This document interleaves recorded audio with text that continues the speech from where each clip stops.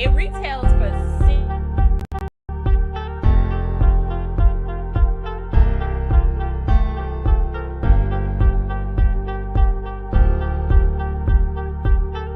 Hey y'all, this is your favorite housewife bringing you some tea down to the Real Housewives of Potomac and Married to Medicine. Right now, I'm going to be with my co-host. I'm working out this new thing. I'm on my phone and also on my laptop.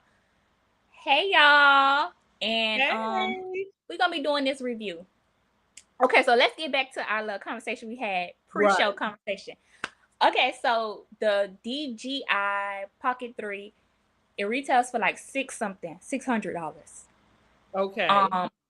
And I saw it. I'm like, okay, I don't really care. But then I kept seeing it, and I'm like, oh, that camera quality is good now. It's pretty. It's pretty.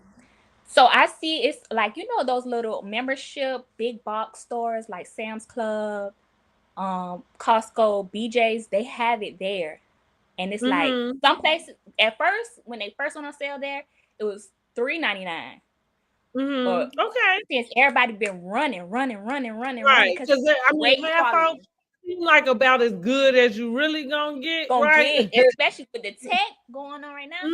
But right now, I think in some places they like bumped it up to $4.99. So I plan on when I get a little coinage, go and see if I can pick up one.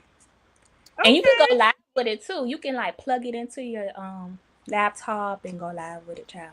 Okay, all right. Well, sounds good. Then you know we gotta support your business. Gotta make your upgrades here and there. When you're doing content creating, we want to be able to give people the best we can. Right now, you getting what we got. Okay. Yeah, we got. And we climbing. You with our come up story. We gonna be that soon. I'm telling you, I can't wait, girl. I can't wait. Okay. Okay, guys, go ahead and get the intro going. Hold on. Okay. Child, I ain't even ready. I got so much going on. Let me see. Oh Lord, I'm pressing every button but the right button. Okay, here we go. Okay, I'm scrolling. Okay, so right now we're going to be reviewing the latest episodes of Real Housewives of Potomac and Married to Medicine. Last night we were on season 9, episode 15. The name of that episode was Old Rumors Die Hard. Okay? Old Rumors Die Hard, honey. Yes, they do. No, for real. No, for real. That's real. Yes, they do. Yes. So before we start our little review recap situation, let's discuss the rumors that Karen announced her departure from RHOP. The statement wasn't on her Instagram. So I don't think it's real. Statement went straight to the Instagram. Like, wait a minute. Yeah. To your point, what I noticed about that statement was that it's not quoted. So it feels like I'm wondering where did they get that from? You know what I'm saying? Like they didn't quote anybody. It didn't seem like they quoted her or a rep. But go ahead. Yeah. Hold on, child. Done popped up. Okay. Sorry about that. All right, so I don't think it's real because I just like you, I put my investigative journalist Portia Williams hat on. I went straight to the Instagram. I was gonna try to go to X, but I'm like, okay, the Instagram good enough, child. It's not on Instagram, and I checked like 2 and 3 times. Like, I went back a couple times too, and I'm like, ain't no story. So the thing is, she got to be truly in rehab. But even though that wouldn't mean anything, because I would think that maybe she had like a posting manager or something. Yeah, Raven, stuff while she gone. But I'm with you. Like I didn't see it. I talked about it earlier. Everything is alleged. But let's talk about do we think that's the move she gonna make? If she do, that's cowardly. That would be down. She bottom of the barrel now. Don't do that, Karen. You gotta show up. You gotta show out. You gotta take accountability. You gotta just take your little whoopings. You keep running. It's report card. It's report card day. Keep running. The bad thing about it is she got a lot coming. Because wait till we get into this episode. Like Yeah, you got a lot of crow to eat, girl, and you really did. You put you put yourself on front street. Yeah. But I agree with you that would be a very cowardly move. Don't do it. Don't do it, baby. Don't do it. Go on, check yourself out if you got to. Check yourself out. Just come on. Don't, if they give you that your letter, because I heard like after the reunion, that's when they start the talks, and then they try to rush them like 2 weeks before filming. They're like, okay, sign, let's go. We about to film. You need to let me know. See, with her, she still got to get out of rehab, and I really the 29th is sentencing. She still got to get sentenced. Okay, so she got to do that, and then too, I think we discussed before. Like I am expecting her to have at least a one-on-one with Andy Cohen. So a part of me does. I hate to think this way about Karen, but I kind of feel like she would kind of maybe be a coward because I feel like there is no way for you to get around answering to somebody if you are going to come back to the show at all, right? Because even if she get the pickup letter, and like let's say she decides to not to, but let's say she decides to, I do think you still gonna have to have a conversation with Andy. Like he's not gonna wait until y'all start filming again. We done been through too many housewives with stuff, stuff like this going on.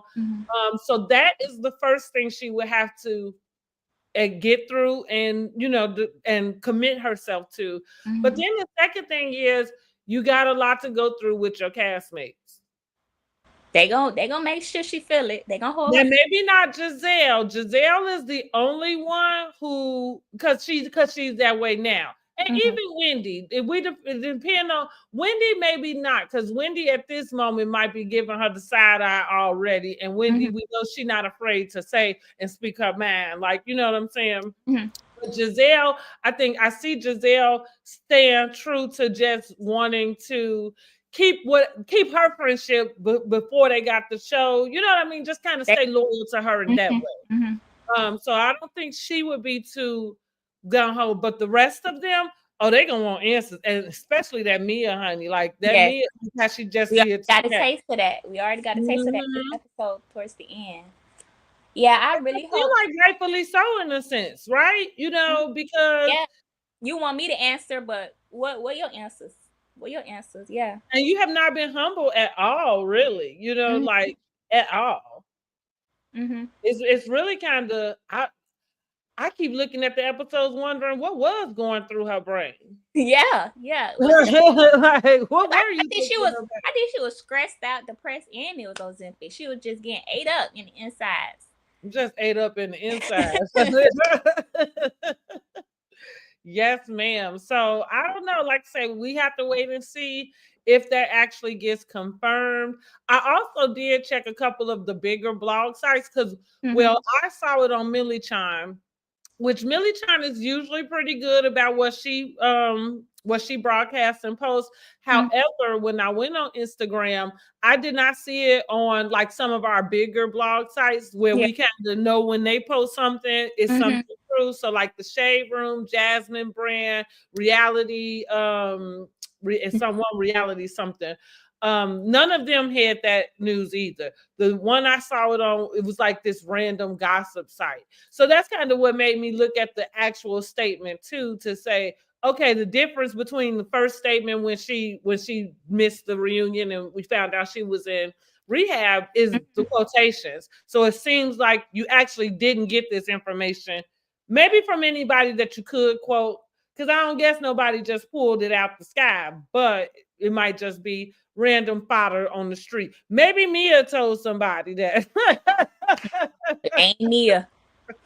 It could be Mia because we know she's good for pulling stuff out of her butt, like and saying it. She paid for it. She can do it. Right. Okay. All right. So what else we got for her? I think that was it. Yeah, I think that's about it for her. Like we say, we really can't say too much. We gotta wait and see. Yeah. I don't know. I'm on the fence. It feels like it's not something that I can say definitively. Like Karen wouldn't do that. I don't think I feel that. I was surprised she didn't go to the reunion. So if she decides to chicken out for the next season, if she gets that pickup letter, I would be like, well, that's surprising, but you ain't go to the reunion. I have a comment here on the Clock app, and it says, "Did you hear Bravo might make a Real Housewives of New Orleans?" Oh no, I haven't heard that. I ain't hear that either. Well, what would that cast look like though? Well, interesting enough, they've had a Southern Charm in New Orleans. Okay. So, I don't know if you've ever paid attention to Southern Charm. So the big Southern Charm, the first one, is they're in Charleston. Okay. And so it kind of got big. And actually, I want to say the Southern Charm New Orleans had maybe 2 seasons. And for me, it was actually good. So I would compare it to what their cast looked like, which it was a mixture, predominantly African American. Okay. Kind of reminds me, I don't know if you had a chance to look at the Summer House Martha's Vineyard. Yeah, I saw a little bit of that. Yeah. Yeah, so I would think that it probably would look something similar to that. Okay, it would be good if they did do something like that. The problem with sometimes with the shows, and so we can go back even with the Housewives. Like Housewives has had a Housewives of DC prior to Potomac, and they only got 1 season, so it's kind of like the forgotten franchise because it was horrible and and I feel like they want to bury that thing and hope don't nobody ever remember. But it's another one they did too. That it came out and then it kind of went away. It's kind of, and Dubai is going away. So it's just one of those things where if they can put something together, and we just have to see how the audience reacts to it. But not everything translate. Not everything translate just because one is doing well. I thought they should have kept the Southern Charm New Orleans, but I don't think that it got popular enough for the station. I still watch Southern Charm, the original. I still watch them. But then it gets a little weird because then they start to want to incorporate other cultures, and it feels better if you somewhere else. Like Charleston is Charleston. You know what I'm saying? So New Orleans, it felt more organic to see the mixed cast because that's what New Orleans is. Exactly. But let's keep our fingers crossed. Yeah, I'm down for it. I'll watch it. I'd love to see what would they do. Okay, so let's get into Real Housewives of Potomac. So we opened the episode with Karen and Ray golfing, and Ray, he in need of a caddy, and Karen said, "No, ma'am, no ham. I ain't gonna be no caddy." And Ray also has like a quirky little technology slip up. He's starting a car. He think he locking the door. He's starting the car up, child. And it's just so funny how Ray has all these, like, he's so much older, but Karen old too. So how old is Ray? Right. Hip, but she old, but Ray just... Well, I think he is pushing like 80. He gotta be. Because she just made 60, and he's definitely 20-something years older than her. Yes, that was a little cute elderly man moment. Giselle is meeting with her 3 girls, and they have more college talk. Then we meet Ashley, who is prepping for her Drag Kings show. I'm done with Ashley. I'm done with Ashley. Po thing.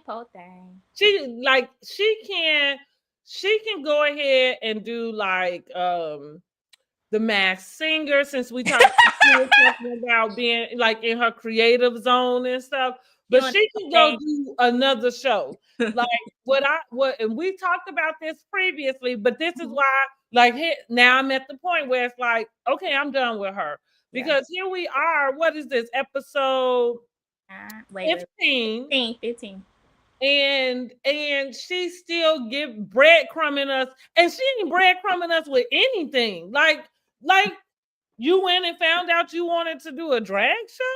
Yeah, it's for the coinage. Because she said she been hosting like the drag queen shows and, trying to get her coin, trying to, save up for this support. She's doing those things, just not on Bravo TV.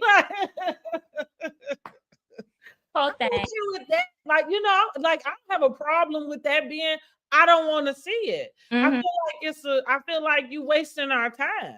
Yeah, I think it's a little bit odd. It's a little bit offbeat, but that's on brand for Ashley. It's It like is. she does regular things like a stage performance or own a restaurant or have a marriage, but then it's like an offbeat spin to it. Like the performance is a drag show, and the restaurant has Australian cuisine. Right. The marriage, the husband looking for somebody to do the bending. So it just that's just the quirkiness. But she's so well spoken. She's so eloquent. But it's she's like she's a little bit off. It's just she's a little bit scattered. But it's not the cute off. It's the it like Stacy, you know what I mean? Or the cute quirky. That's like it literally feels like you are gaslighting us.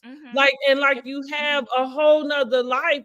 And maybe so because it go back to some of the other housewives. Because what I would think is maybe there's something that's happening in the midst of this divorce that's keeping you from being able to do certain things, whether it's show your kids, whether it's talk about certain stuff. But it would seem to me that in some way you would acknowledge that. Yeah, I think she has though. Well, I guess the little bit of acknowledgement is when they talked about their mediation, and she was like, he wants her to sign an NDA. So maybe that was like a peak of. Well, see, that mean at this point she ain't signed one. You're right, and that's mediation. That ain't no signature needed right now. And then at the same time, that was you giving advice to Stacy. That wasn't you like maybe talking to Giselle or even having a conversation in that moment to say, well, I'm going through the same thing. You know what I mean? Like for instance, I'm gonna just give this little bit because we saw the preview. Portia's not gonna have an issue with kind of saying, well, hey, you know, I came to do a divorce because I'm having like I need to be able to pay the house note or whatever. Like you're not gonna make it seem like all of this went on and she's just gonna ignore it and come and you know what I'm saying, come and talk to us like it ain't happening.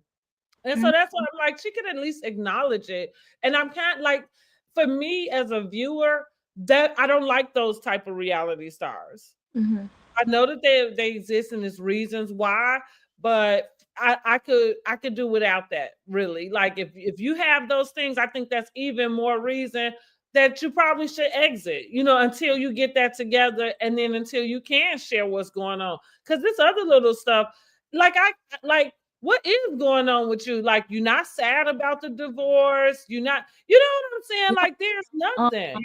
Josh Harlow, the new boy. Right.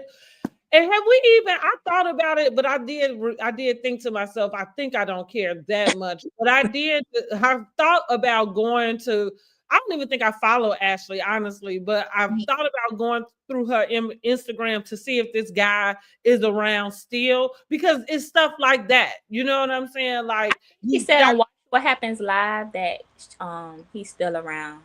Okay, good then. Well, let's hope he stick around for a little bit so we can see if it's authentic. But I think that's what it is for me. I feel like her authenticity is missing. Yes. I agree. Yeah. She could work on that. She could. All right. Then we have Wendy and Giselle meet with Kiarna at her beauty and wellness salon. Now, my beautiful, lovely co-host, you were in the beauty industry. What do you think of her place? It was nice. It was state of art. Oh, it was gorgeous. Yes. It's so funny you say that because I was checking out everything. I was like, okay. It was gorgeous and like real. Right now I just have a suite, you know, it's just me. But if I could do something like a spa or like a center or like a beauty bar, because that's kind of the idea, I would love for it to just have that upscale, classy, just welcoming thing. I loved it. I loved it. I was glad we got to see it. Yes. Robin also, have you seen Robin? She just jumped into the beauty business and she has like a membership based salon that she's just in it for the money. She needs to stick to one thing because the people were supporting her with the hats, people were supporting her with this, it's like, Come on, But that's what I mean. Like to go pick up that, it was kind of like what Mia was talking about with the spine joints. And here, not for nothing, I could do the same thing, right? I could go buy into Deca Lash. You know what I mean? Like, or like there are places where you buy into the franchise, and then but I don't like when it comes to beauty. Yes, I feel like you should have a passion for that. There should be something that drives you to be in that business, and most of it should be you want to help women in some way because that's who you generally are going to cater to. And I don't see Robin that way. Yeah. I don't, she's beautiful, yes, but and again with that, it takes more than those things. You know what I mean? Like I don't see her with the passion for it, and I do think she just made up something. Now the hats felt very organic to me with her, she especially with her short hair. Like it made sense that she could come up with something that was lined in the inside with satin. Great idea. I thought that was awesome, and I thought it fit her aesthetic. I thought it fit her. It didn't feel offbeat. But that I think when she was leaving out that last season, she told us about it. And I may have seen some Instagram photos where I think it's open now, like you saying. But as far as she's not somebody that I would look to in the beauty industry to kind of get tips and pointers from, because I don't think she know what she's doing. Okay, that's fair enough. All right, so the ladies dig a little deeper into Kiana's relationship with Greg, and she reveals that Greg doesn't want Kiana to hyphenate her last name. He wants it completely changed, and that they argue about domestic roles. With these kind of issues swarming their relationship, do you think marriage should be on the horizon? What did I tell you? What did I tell you the last 2 times we discussed? Yeah, we talked about Greg. I said he is stringing her along. He is. And to your point, this is the mistake that we make as women. Because to your point, she already really said what the non-negotiable is with him. And it's the name. Some men, that is a non-negotiable. That's fair. That's his preference. And so when you start talking about you would hyphenate it, or you want to be you could be this in public and this in private. See, that's not like he's not wavering in that way, right? Correct. You know what I'm saying? And so that's where you have to make a decision, and you have to say, okay, because if he's not wavering, then you're not gonna win that. Yeah, and so you go either not get married or be hanging on. Because again, I truly think he's just stringing her along. And with that conversation, it sounds like she needs to move on. Yeah, because I think they want different things. My business name is Brandi Jenae Beauty, right? Brandi Jenae is my first and middle name. So honestly, it's funny how we having that conversation, but for me, that was already a forethought about what happens if your last name changes. You know what I'm saying? Like if you brand yourself with your last name. So to her point, I understand her wanting to keep that, because Giselle that was a excellent question. Like you're gonna have to do all kinds of rebranding once you get married, because it's no longer K Stewart. But yeah, if you've had this conversation with this guy and he has these strong male roles, same thing, and we kind of refer to it as chauvinistic, right? Because she also kind of hinted to that when she said about them discussing having gender role type of conversations. So it sounds to me like he wants her to be something like a housewife, They're pregnant in the kitchen. And so I feel like that's a decision. I feel like we as women don't give ourselves enough credit to know that we can make the decisions too. Like, even though, like, when we follow Bible standards or biblical standards, the Bible says he who finds a wife. So everybody, feel like once a man choose you, like that's the end all be all. He can choose you, but you don't have to choose him. Yeah. Because he needs to be able to line up with what you got going on too. You know what I'm saying? So that I feel like that's what she stuck at. That man stringing her along from that conversation. It's a no-go. But either she gonna get off the show. So that's the other thing. I don't expect her to do another season. I don't expect her to do another season. Yeah, I don't know what so what do they get along? That's like the meat and the potatoes of the relationship. What are y'all just humping and around? We'll never know because he don't like the films. I'm saying how are they compatible? Right, that's what I'm saying, and we'll never know because he don't like the film. Even that when they did that flashback, that clip to where were they at? Were they at the house or something? And was it his brother? Somebody was speaking and was saying like if she act right, then she can get that was at his business, his practice or whatever. You know, he a social worker. Right.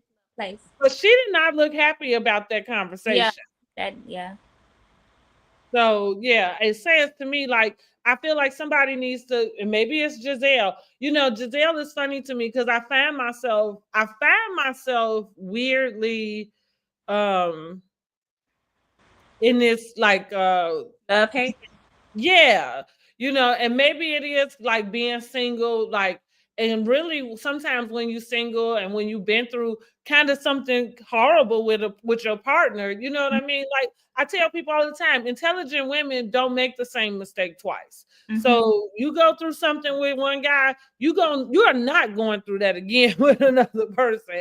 And nothing that looked like the same thing, right?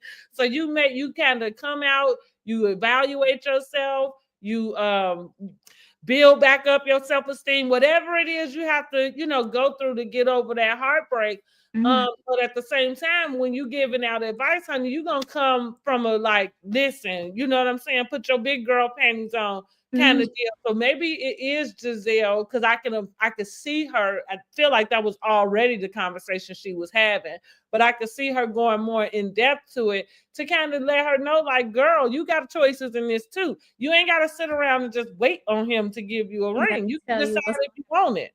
Yeah. Yeah, I don't think Kiana really knows what she wants yet. I think she wants to be locked down, and Greg is just there. So let's just lock it down with Greg. But y'all not really compatible. Y'all don't want the same thing, and it's not gonna end well. Yeah, it don't seem like it. We see with these other two castmates that divorce is messy and it's sticky, and it's not something fun to just go down Tuesday. We're gonna go down Tuesday, have brunch, and get a divorce, and it'll be okay tomorrow. Like, no, it's not gonna be good. I agree. Yes. So we switched topics from talking about Kiana. We started talking about Karen. They talk about her changing appearance and express worry about stress. And Kiana reveals that, girl, ain't nothing to worry about. That baby on his ain't nothing wrong with that baby because she pre-diabetic. Now I do think Karen is stressed and depressed, and not eating and sleeping, but I also believe she's on Ozempic too. I also probably not drinking. That not drinking is a lot of changes going on. You know, she's old as gold. So I hate to be that girl, but that's what we here for. We got it. We got to give it to the people. We got to give it to them straight. Got to give it to her. That's what we here for. She is not drinking. That is what her problem is. I also think Kiana carried that bone to throw the scent off of Karen being worried about her case because she's guilty and like switch the narrative to things are fine, and she's just on a weight loss drug. Like, she not sitting around depressed, worried about the case. You know, she just on Ozempic. That's why she loses weight. That's what I'm like Wendy. I felt like Wendy. What she say? Ozempic. Other ways to prevent diabetes. Eat better, exercise. Let me say this real nugget. These celebrities need to be ashamed of themselves, though. And it really should. I like me. So my regular job is medical billing. But I feel like, for us to have the knowledge that there are people who need access to that and they can't get it. And here y'all are freely just talking about, well, yeah, I use Ozempic to cut these pounds. And it's like, y'all don't feel no type of way about it?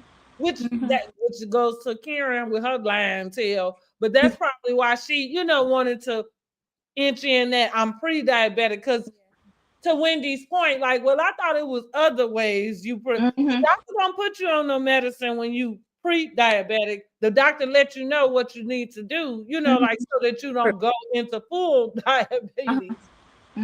But yeah, I think that's so it rubs me the wrong way every time I hear them, like discuss it. And then they discuss it like so, like it's just this regular thing. Because I'm like, well, if y'all can just go get Ozempic, why do people who need it can't get it? That's America, child. It is. Ain't that the truth? That's a shame. So after that scene, we had the two old men. They meet up and talk about old people stuff. Talk about aching and gout. They talk about the weather. They're spilling tea.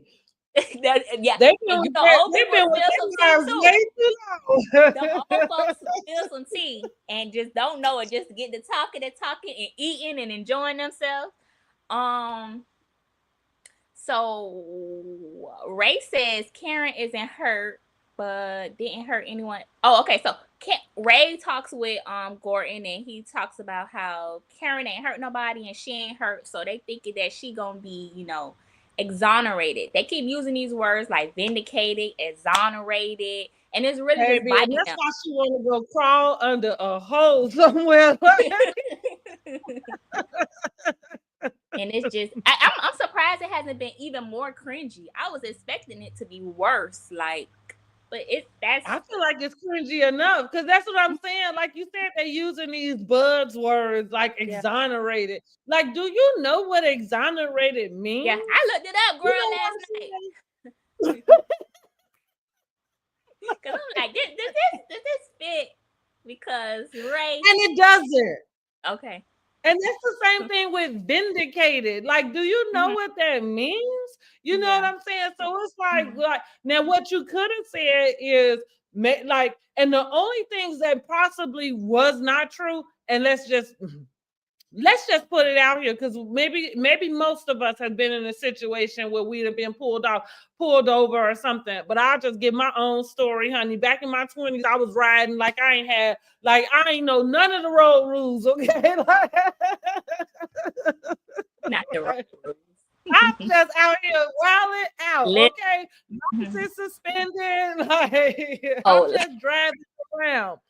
But let me tell you, so it's certain things, certain tickets you can get while driving, like your headlight being out, maybe like the license plate light, maybe like a non-registered car. Certain things you can get pulled over and get a ticket for, and if you correct those things by the time you go to court, get to court.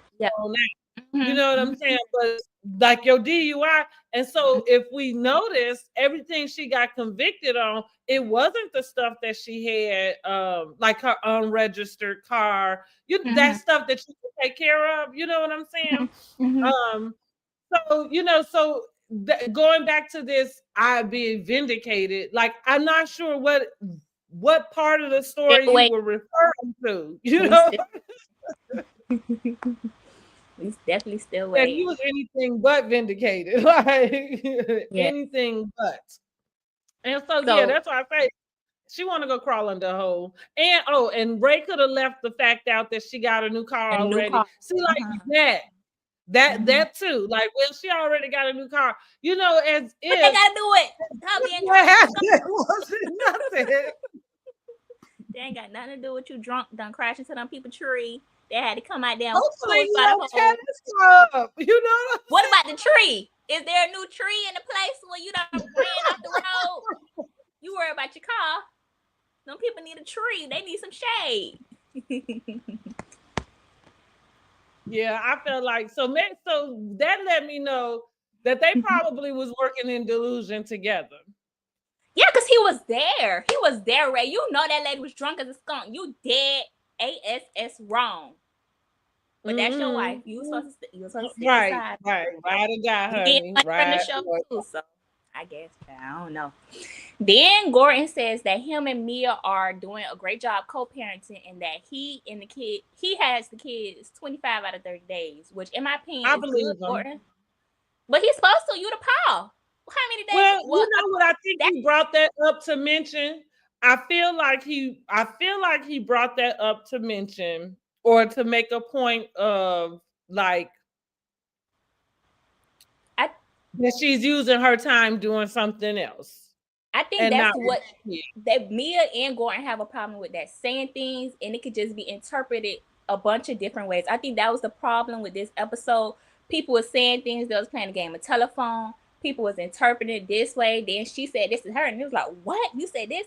But when Gordon said it, he just said that they doing good co-parenting. He's with the kids 25 out of 30 days. As if I could have took it as she's not keeping the kids away from me. Like, I have been able to see them for 25 days. Not that I had them solely for the. Like, it just be too much, child. They give me a headache, child. Please just do something. You know why I believe him, and I think I believe my scenario a little bit just because they stay in the same building. Yeah. Like, think about the ease of being able to take your kids, because that is generally that is unconventional, right? Yeah. Generally, like you saying, you have some type of arrangement where whether it's 1 week on, 1 week off, if it's weekends. Like we get to Stacy where she, her husband is going to be the summertime. Like generally there are these set times when you've done that. But by them staying in the same, so like you say, I feel like they do gaslight each other, and maybe they throw out stuff to insinuate certain things. But the way Mia like moves, like you want to believe her. The reason why y'all in the same building, and you don't dislike it as much as you try to portray, because it is convenient for you. You know what I mean? To just go upstairs to your dad or whatever, however way it go. So I feel like he was making a point to say that he had them kids more than her. And I also think he was probably kind of leading up to when Ray asked him about going to take kids when he was in Panama. Yeah, but that was confusing. Why you brought up the Atlanta thing when he was actually about Panama? Like, what was up with Panama when you took the kids? And he was like, he actually said no, that wasn't the case, but that was something happened like that when like in Atlanta. And she was with the kids with him, but this was early in their, breakup. But that is just confusing. We don't know how to follow it. Mia said she went and got them because he probably thought that she was somewhere else. He didn't think that she was actually with the girls. She did say that, and I agree with you. Like, okay, like on one end, like, well, if they with their dad, but then we go back again to that whole thing production that Mia had. See, like he knows what he's doing because he knows her. You know what I'm saying?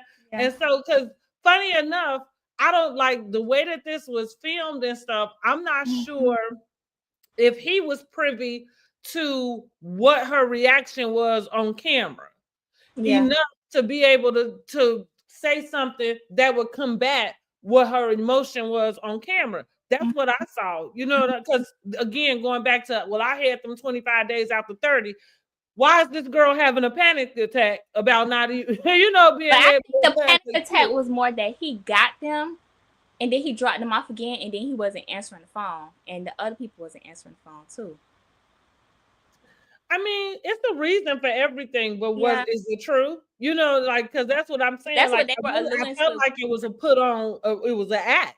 You know what I'm saying? Like, and like you said, because I feel like that would portray, you would be leaning into any mom. That's the reason why the ladies reacted the way that they did. You know what I'm saying? Because any mom that hears that, they're going to have those emotions. They're going to feel, you know what I'm saying, similar to that. So on one end, it's like, okay, yeah, her actions felt regular. But when you play so many games, it looked like a put on. Yeah. You know what I mean? Yeah. I think that's the problem with Mia. Everybody just already got this preconceived notion with Mia, and it's just like, girl, you already done did X, Y, and Z. We waiting for you to do something else. It's her own fault. Yeah.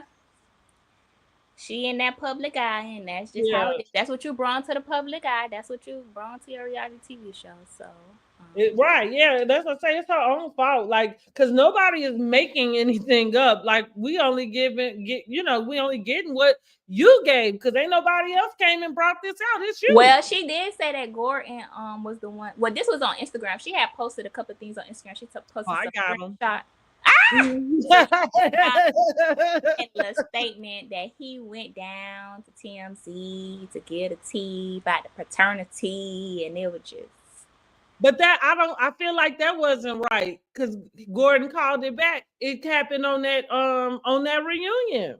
Mm-hmm. Yeah, it was him, but that's what I'm saying. Like, they certainly have a toxic relationship. Yeah. Like, we can all agree on that. Yeah. And I don't think there is anybody more right than the other, because they toxic. That's what I think. I think Gordon ain't no baby. We're not gonna emphasize. Yeah, right. As him, that's a grown man. He been living a whole bunch of life. Right, exactly. They was tricking on it. They was trying to, it was a mutually beneficial relationship for a period of time, until them family members came and took all his access to his money. The access to the money. Look, I got a little bit more access to the money. Now so let's talk about that paternity test though. He told Ray that he done took a paternity test, and he was like, you don't got to get the mother consent to get the paternity test. I got the results back, and he's my son. So how you feel about that? You think it's true? Because I feel like what is untrue is you don't have to have. So it's funny, because here we go with these buzz terms about consent. You know what I mean? Mm-hmm. I guess it depends on how you look at consent. Mm-hmm. But you certainly, I thought, had to have the mother's DNA to test up against. Like, everybody's DNA has to be. Mm-hmm. However, if, like we saw the clip for next week, if it's one of those home kits, it might be something that only the two can do, just to see if there's any familiar, DNA between them. And in that case, it probably doesn't take the mom's consent. You know what I'm saying? Like, there would go, like I say, people use these words, but they use them out of context. Mm-hmm. I feel like they brought up the fact that it was a home test to kind of like invalidate him. Like, you probably lying about this. You just went behind my back and did this home test. Well, if he did a home test, he should certainly have some paperwork behind it. Yeah, but is the paperwork real? I feel like that's what they was kind of like trying to get at. Like, that's why I ain't bringing up. That's why I didn't. That's why I don't really. You want to know what I thought? I thought that Mia still don't know. And I feel like I felt like that was her way of still saying that it wasn't 100%. Yeah. Because it was a home test. It was a home test, and I don't really trust Gordon. He could have made this up. But I think also, what I was going to say, dang. Because she has not, to his point in that conversation with Ray, she definitely has not definitively said, no, there's no possibility. But early in the season, she was saying that she wanted to get a test, and he was like, no, absolutely not. I don't want to talk about it. Like, you remember they was at the park with. So why all of a sudden now you want to get a home test, and now you going telling people, you ain't telling me, you ain't telling people, I ain't telling those people yet, and you around here talking to this man down to the cafe? Yes, it ain't. Maybe he making up his own narrative, because maybe he did do the home test, and maybe he came back that he was not the father. Because I don't care what, even though I'm not an expert on looking at people, but that boy do look like ink. I think he look like Mia. I think them thick old eyebrows that's and that little girl look like Gordon. I think the girl do look like Gordon. But that boy looked like ink to me. Okay.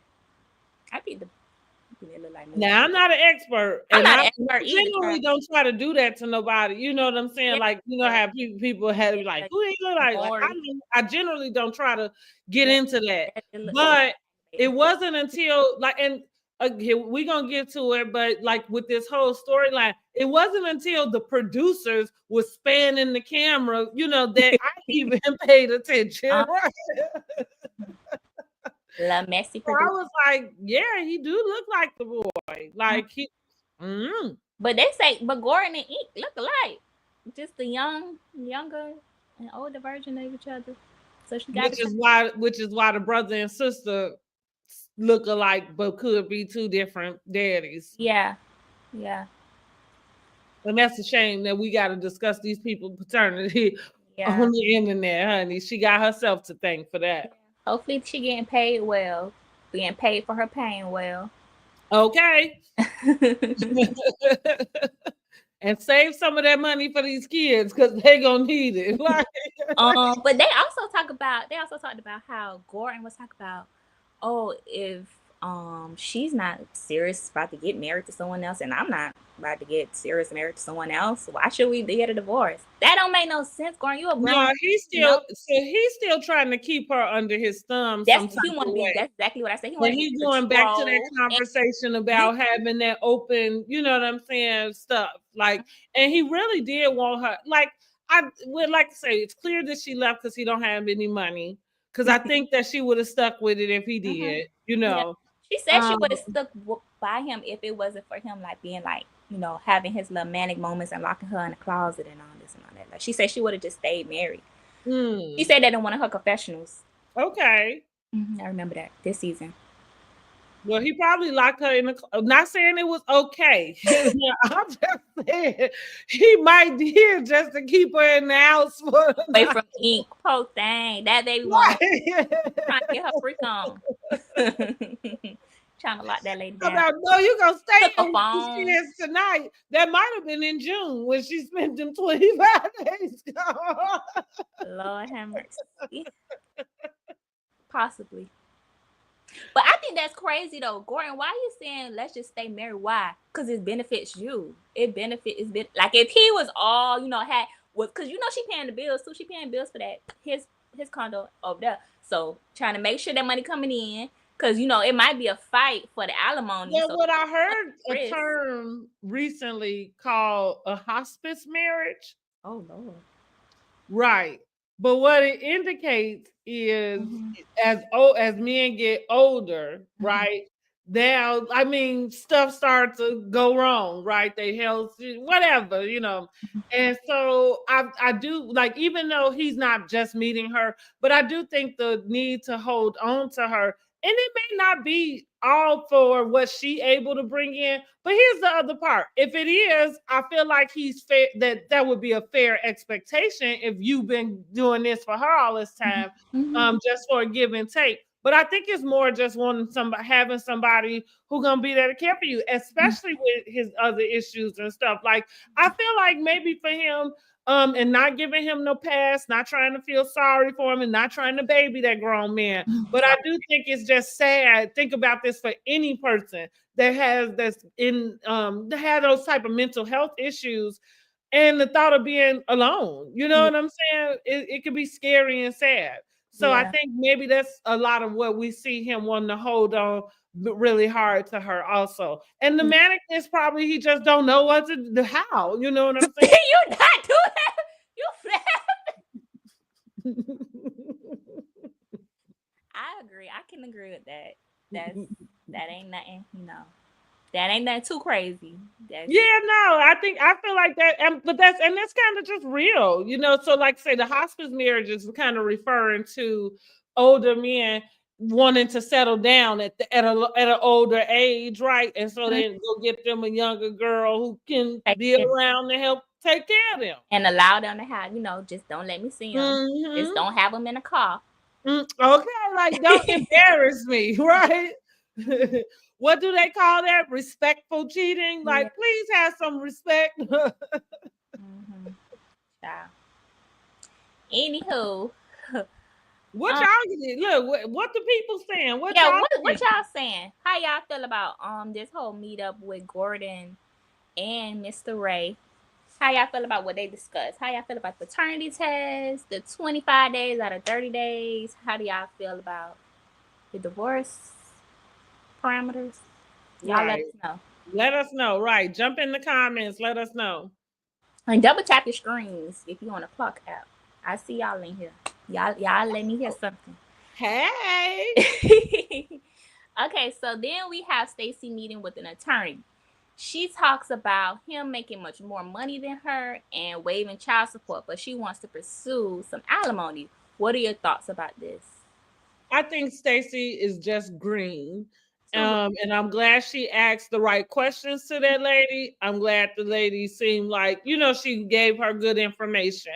And I feel like Stacey might change her tune with that. but it made her explanation made sense. Yeah, taking care of her, but because if y'all cut out the child support, and if you just agree like, okay, whenever he have her, he responsible, whatever you have. So it does make sense too that you would get alimony, because then that is part of child support. You know what I mean? Like part of income that you one would and the use. same. Exactly. But I like the attorney's response about like, well, hey, like the same way you thought, you might be thinking he could change his tune and not just stick to that. Like maybe you should protect your daughter the same way. And she's right. That is what it's for. Yeah. Personally, I don't know, I've not been married. So I think that's a whole nother kind of can of worms. Yeah. But I do just personally, I have, I guess, a negative thought about letting the courts kind of dictate how people that's in our culture, their families and stuff. But I do understand why they have to, because not all the time do the people get on the same page and or keep up with what is the agreement. So that's the good thing. It's there so that it can protect people. Yeah, I think it made sense for her. Yeah, I think that Stacey not done. She talks, she listens, she sees she sound a little crazy. Let me think about it. Let me reevaluate. Let me come back another plan. She not done. And I think that's the main thing. That's that's why I'm like using that word green, because it don't like, or just a little open, because it don't mean you don't have no sense. Like what it means is she hasn't been there before. Yeah. And I think that people don't give people credit for that. You know what I'm saying? Like she don't know what that would be that to say, because this is her first time. You know what I mean? She ain't been through this before. Yeah, I think the attorney also was doing her job, talking like, hey, are you sure? That, like, that's what you're supposed to do with your client. But that is mainly how these divorces get messy. They come in, friendly divorce. And then it's like, oh, you done changed your tune. Now you want this. Now you want that. Now that we see how that get drawn out. 5-year divorce. All these billable hours. True. That's true. We see how that can turn very quickly. That's true. Giselle, we have Giselle and her beautiful daughters. They shopping, and I like seeing them together. No, I like they might even have their own little spinoff, because I like fun Giselle with her daughters. I like seeing like she's a whole different person. Like she's like cool. She let her hair down. She's silly. She ain't Miss Boss. Let me get these girls together because you for the be right. What you doing? She's like fun and quirky. Like okay, I like seeing her with her girls. Yeah. She talks about fighting her father's will. I want to know some more details about that. Was he married? Yeah, I think he got remarried, and so she went down to the hospital after the surgery and had a signature. And why would you do that? Like, what kind of crazy family dynamic?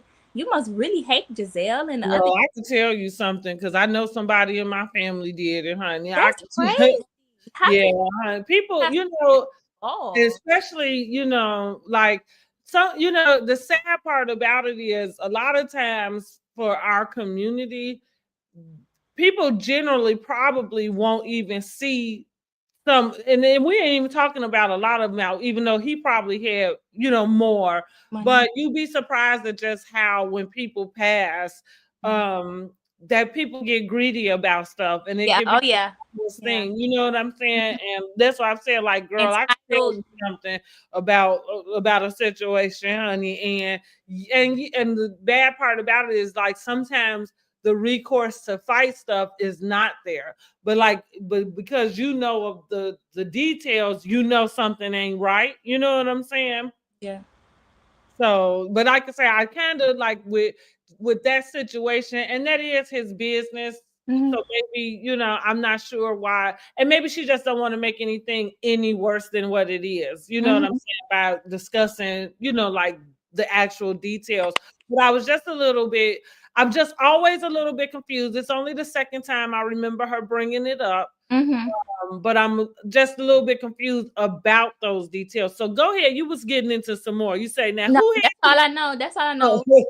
had She went down to the hospital when after the surgery, after the brain surgery, and she said Giselle was like he was barely able to talk, so I don't know how he could have been able to sign it. And she said they was just gonna fight the will because she won't be getting no money, and the grandchildren won't be getting nothing, and she know that that's not something that he would want. A few times we saw him on the screen. We know that that's not what it was. He don't play. That's Big Daddy. Yeah, right. Like we know that that's not what it was, and we ain't nobody. So I would have to agree with her on that. Yeah.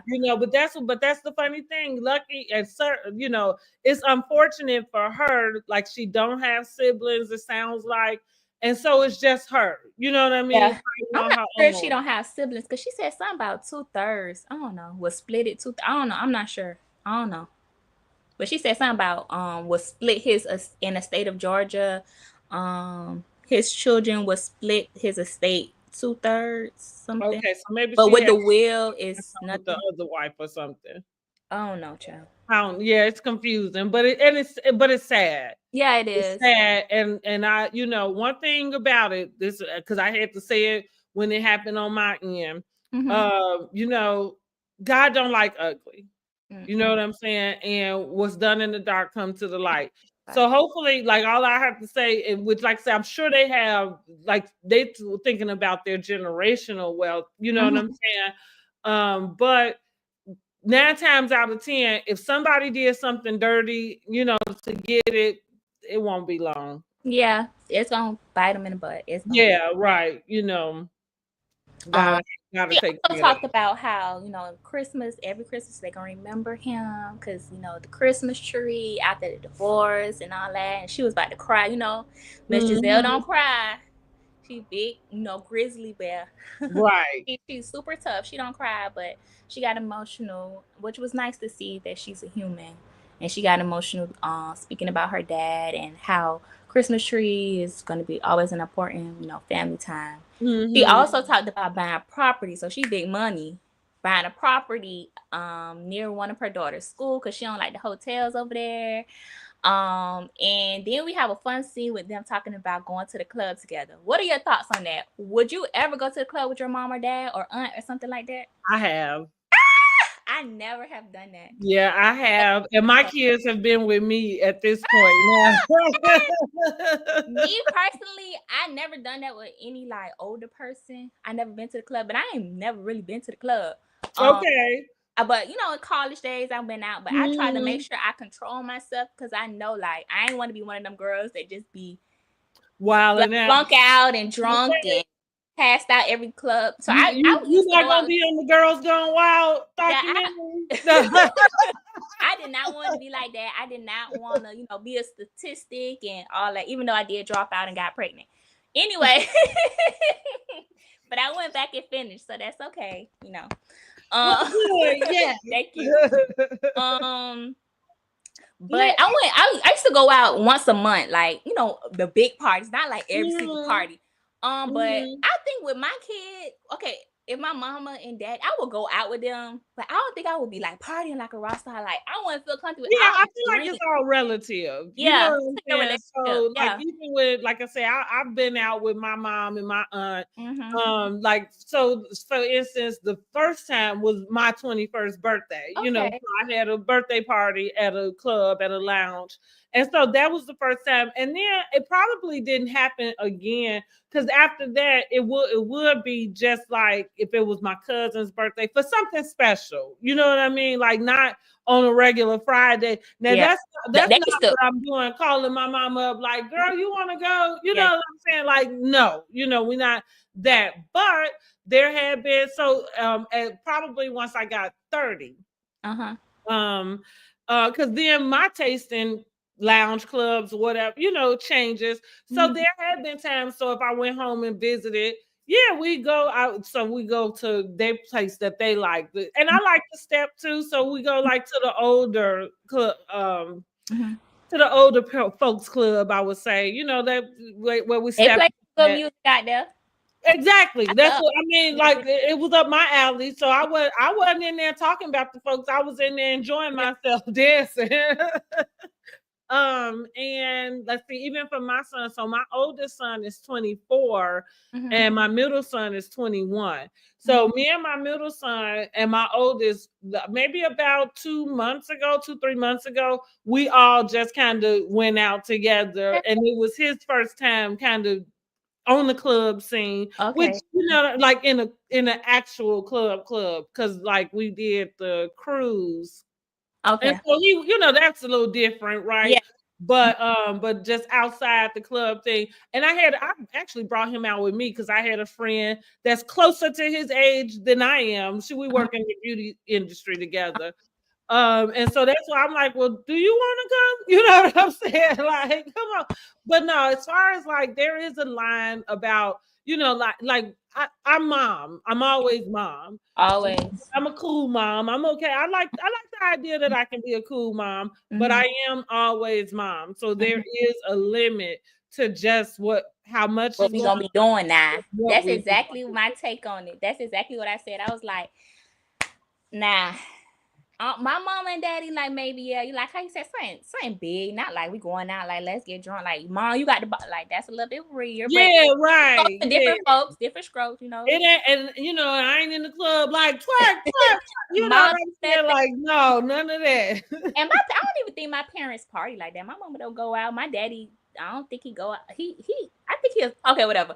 Anyways, they ain't going out like that. So we ain't really had the opportunity. But me and my kids, they go to college. I better be at all the parties. Matter of fact, I want to be that. I feel like, listen, I almost did that to one of my sons, but at the same time, it was like again, because I like the idea of having a boundary. You know what I mean? Like, even for their friends and stuff. Like I said, I'm cool, but I need for everybody to know where the line is.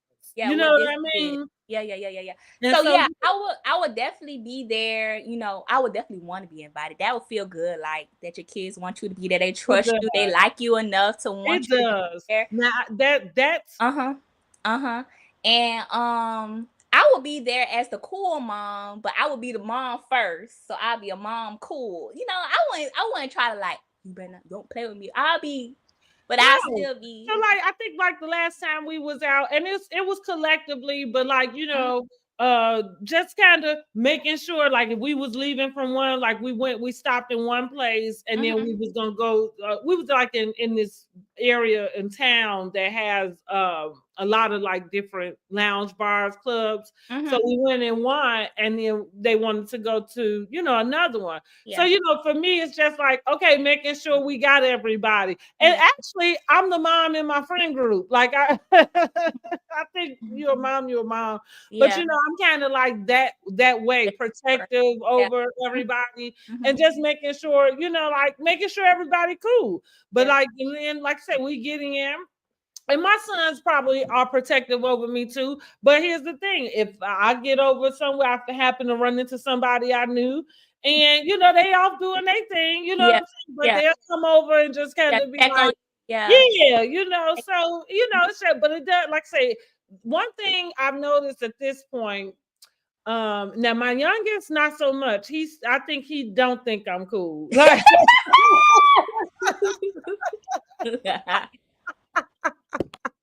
how old is he? 19. Okay. So 19, 21, and 24.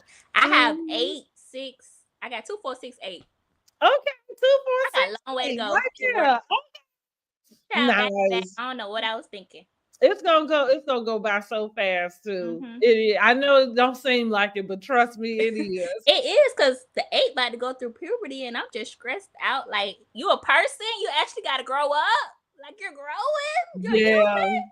That's how I feel about my youngest though, because it's like I know the other kids did, but it's so surreal with him, because I'm thinking like, I didn't know, like I just thought you was gonna be little forever. Yes, I'll be so confused. Like, wait, you know how to read now? What is going on? I don't like this. I gotta hide my text messages. Put down my phone. Please put my phone down. Stop reading my text messages. I know that's right. Or just say, please put my phone down. Please put my phone down. Stop reading. Yeah, I don't think he'll be inviting me out.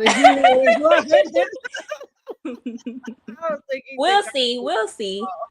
But it's just like I tell people that when your children do get into that adult age, it does feel good when they want to spend time with you, and you ain't gotta like pull their chain. Yeah. But okay, so I went to school. I went to FSU in Tallahassee. And I went to PW. Dineva went, ain't it? Yes. Okay. That's what Funky Dineva went. And Funky Dineva from Miami, and I'm from Miami too. So I love Funky Dineva. I love Dr. Heavily, T.S. Medicine, that whole branch of Miami. Right, that whole little group. Yeah. Okay, so at FSU, that's a PWI, predominantly white institution. So they have a thing called Parents Weekend. So they just invite the parents. They have little events on campus and then off campus. And the parents be out there, love short, but it's the white parents. They love short song, crop top. They be out there chugging. The daddies be out there. Daddies have their little blackout shades. They be at the frat houses chugging game night. So that's a normal thing for me to see.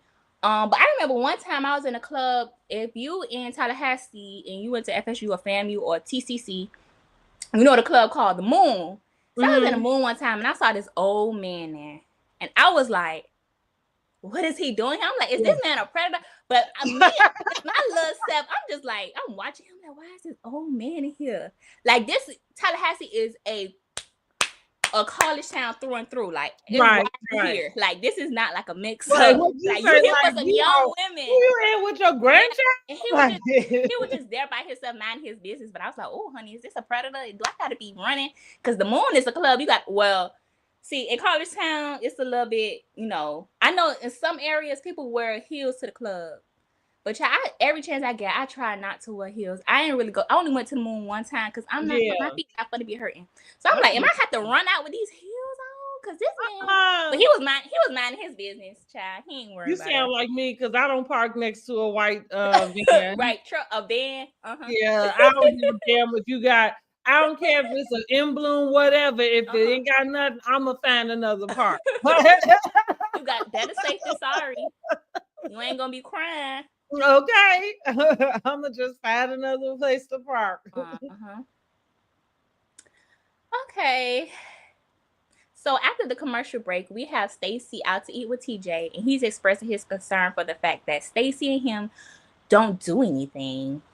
And Stacey shares with him that her ex has decided to leave the home they share, and TJ lights up and asks, "Can he come over?" What are your thoughts on that? So TJ messed up at the beginning, but remember I told you we was gonna wait it out with him. Because I told you I like him. I think unless he just showed me something really, really crazy, he would be somebody that I would be willing to date. And I feel like this is kind of a perfect situation for her. He seemed like he was gonna press and like he sounded I like how he expressed his emotion, right? He was let her know that it was something that's important to him. But I like when she responded back, like, that's where her daughter lives and stuff like that. It seemed like he understood that. And I like their little embrace and stuff.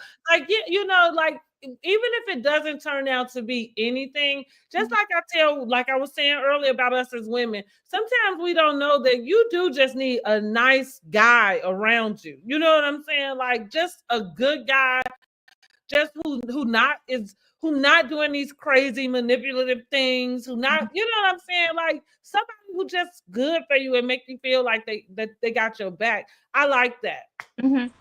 I like that. I like it. I feel like. Oh, wait a minute. Hold on. Let me go to the bathroom real quick. I'm sorry, y'all. Okay, you want to wait? You want me to wait? Yeah, wait. Hold that thought real quick. Little intermission, guys. So leave your comments. How y'all rating Potomac this season? Like, how y'all feeling about Potomac? Let me know. How you feeling about Karen, this DUI? Y'all leave y'all comments. Let us share. Let us talk. Let us discuss. This is not no talk. Tasha K. Are you kidding me? Do I look like Tasha K? Do I got a wine glass? Is this Tasha K? No, this is Housewife Azara. Hello. Welcome in. We're discussing Real Housewives of Potomac, and we're talking about Married to Medicine in a minute. We're almost done with our Potomac spill. Y'all let us know how y'all feeling about this episode, this whole season. Just go ahead and let loose. Let us know. My beautiful co-host is using the bathroom. She having a potty break, and here she is. Child, why somebody in the comments talk about, is this Tasha K? Do I look like Tasha K? Well, either me or you. They can't see you on my phone. They can't see you. They can hear you. But okay. What you think? What? Am I giving Tasha K aesthetic? I got on the t-shirt. No, ma'am. I didn't know. I didn't get Tasha K. I'm giving Tasha. Not next time I got to dress up. You telling me? Okay, look. That's like, well, it's either you or me. It's either you or me. What's going on? That was a nice comment. That was a nice little funny comment. Thank you, the nurse and nerd. That was funny. Okay, so this is what I think about TJ. I think TJ kind of showed his slip, because you remember that time when at Wendy's party and he was like, "Oh, host get this, da da da da." I think he want the money. I think he want access to that money. He was like, "Oh," he lit up about that. "Oh, he leaving the house. Oh, you had mediation." Wouldn't you light up about that if you dating somebody who you can see? Like, I think you're reading too much into But it. I didn't like when he was acting crazy with her. I was seeing TJ. I promise. I was seeing you is not gonna let that man go. You switching too many personalities. You need to give me at least 3. Give me 3, and the other one's gotta go. I'm willing to give him a chance, but you like, no, get him out of here. He gotta explain himself for that roid rage he had. That was too much for me. I was definitely on his side. Everybody was giving him some allegations, them particular allegations, and I was like, come on now. Everybody can't be, X, Y, and Z. Your definition of cool or hip or suave or whatever. Like, he himself, and they're themselves. They seem happy, but I didn't like when he was acting crazy. So yeah. I don't really like TJ, but I'm giving Miss Stacy her chance. She a grown lady. That's my girl. But so like when you say like, because that's like he did light up, but I was thinking like he just let her know like, hey, like things are moving forward. It's so funny how it feels like generally that's a conversation women have with men. Mm-hmm. You know what I'm saying? Yeah. Like, hey, I feel like you like you hiding me. Like, it's not that often that you get that conversation. You know what I'm saying, from a guy. And then to Stacy's point, like she already really made it clear from the jump that she had not been, like how she referred to as a friend. You know, like, she keep flip-flopping friend, relationship, best friend, on for years. But he sounded like he want something a little more. Yeah, that's what we see. Now maybe what you feeling is maybe he seems like actor, girl. He is faking. I guess you're right. Like, you got a point. You listen, and he might have me fooled, right? Like, I don't know. Let's just wait it out. Yeah, I think for me, I'm not even gonna say he got me fooled, because I don't think, like, I'm not giving him the props. But what I am saying is that I like how he handles Stacy, like in that moment. Like I say, I'm with you. I didn't like that. I didn't like that either. Did it twice. But as long as I'm like how I would with my girlfriends, like I'm gonna let you be. As long as what I see is you treating her right, like it ain't nothing you doing like that. And then is she happy? Like, and she does. You know what I'm saying? So for that, it's like, okay, girl, because like I said, at the very least, he just really seems like a nice guy. Nice guys F up sometimes too. You know what I mean? Men are men. But, I'm like, she seems really happy. He is not pressuring her in a different type of way. Yeah. And letting her move and navigate. Because what I'm thinking is, unfortunate for Stacy, is probably the husband. Like how the husband up and pop up, like, well, I'm ready to move in 3 days. Yeah. Well, that would seem to me like you kind of like, well, what the fuck you doing? Like, because in all this time, ain't nobody said nothing. And it's like, even though she got her friend, but so she might still be dealing with that type of attachment. Yeah. But you got to admit that I want you to tell your husband that we're dating is a diabolical quote now. I want you to tell your husband. That's a little bit diabolical now. Hell of a quote. But well, yeah. I mean, I like that. Like I said, I feel like him moving out, it may be a good indicator that he's dating. Yeah, I think she said that. I think she said that he's dating, but I guess because he's affluent in the community, she don't want to be seen now with him, and it might be messy, mess up his business, whatever he do for work.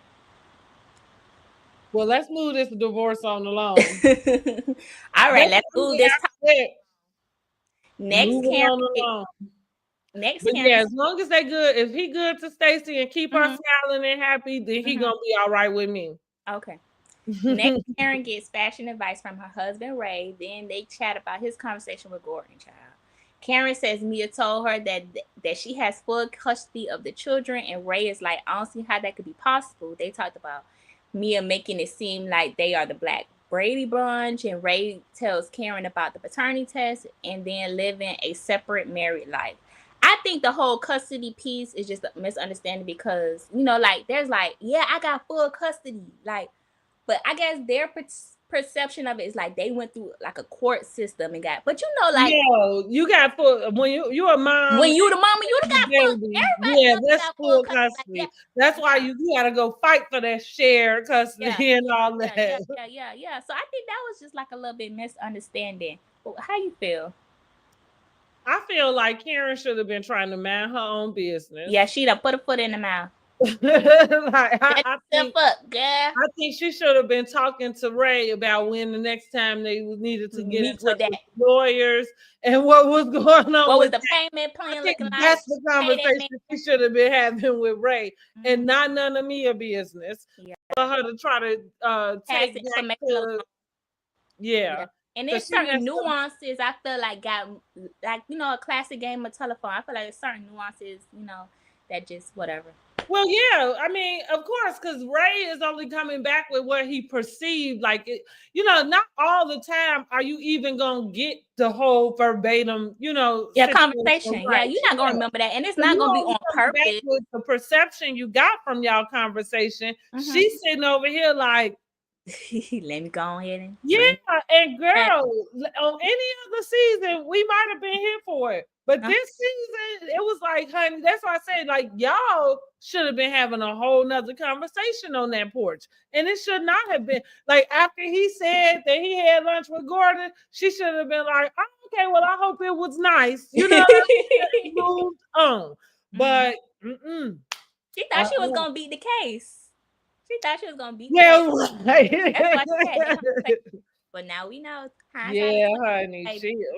So that's what I thought about that conversation. I was just like, "Are you serious?" You ain't. And Mia clocked her. Mia very quick. Like, what are you talking about, Karen? You know my business. Talk about your business. Mia clocked on that, and she was 1,000% right on it. Yeah, so now 100% right. Now we're at the Drag King show. The ladies are instructed to dress to represent their masculinity. Karen decided to show up like she was auditioning for Hooters in Dallas, Texas, with her love. But I do like that little trend of like the panties. I like it too. And I wish Karen would have wore that Ray's shirt and then the little panties. I like that. I think that's cute. Okay, but anyways. Sheila was there, child. Sheila loved her Corona just like her daughter. They're looking drunk as a skunk. Speaking of partying with your mama. That's Ashley's mom. She was there loud and proud to support her daughter. Then Giselle questions Karen about the Ozempic semaglutide. I have no idea because it's Ozempic. That's the ingredient. That's the generic brand. It's the same thing. Ozempic is the name brand, right? It's exactly. Like name brand shoes. Then you got Converse, Adidas. It's all the same shoes. And Walmart.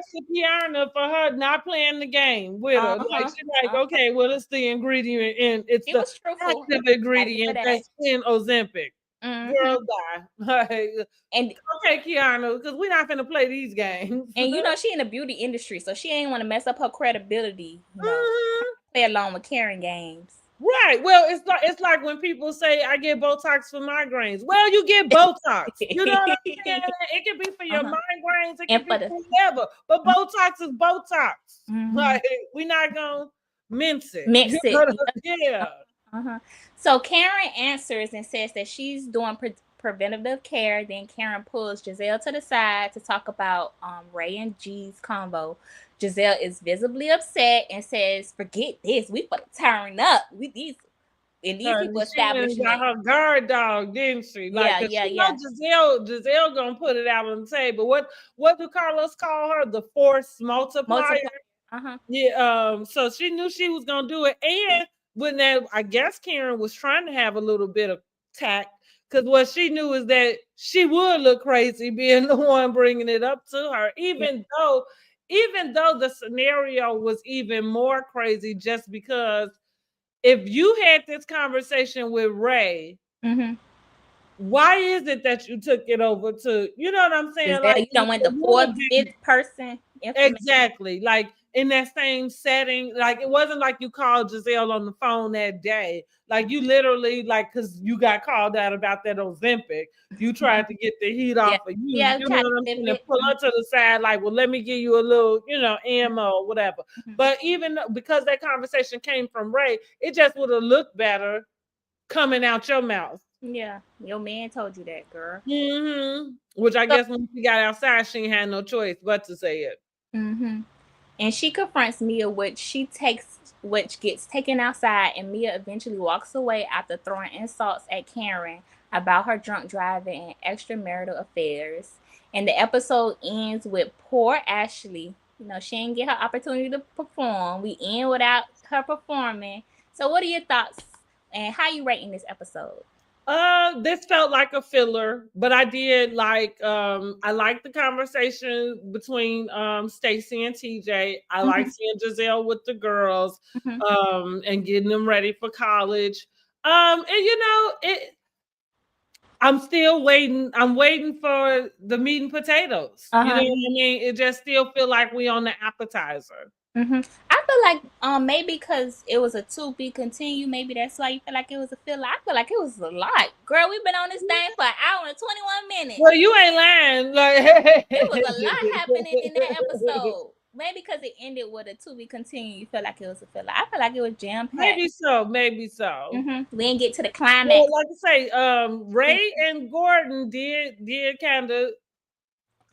They need their cherry blossom. They need their flute. They right. Okay. Yeah, they did kind of set it off with their little mix up. So, but I don't know. Like I say, I guess because the reason why I think I call it fillers is really like because it is just a bunch of different conversations going on.